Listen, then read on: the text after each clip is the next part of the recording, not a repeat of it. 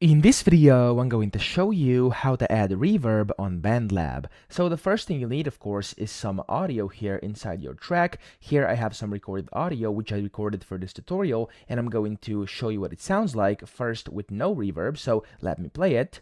This is just some sample audio for this tutorial.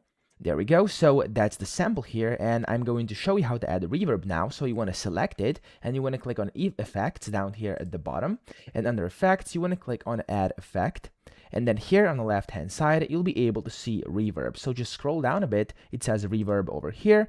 And then you have a bunch of different reverbs here. You can scroll down. There's going to be a bunch and you can select which one you want. I'm going to use this univerb right now. And all you have to do is just click on it. And then here you can basically just adjust it using this adjuster over here. And whenever I now play it here, you'll be able to hear there's actually reverb on my audio. So if I play it, this is just some sample audio for this tutorial.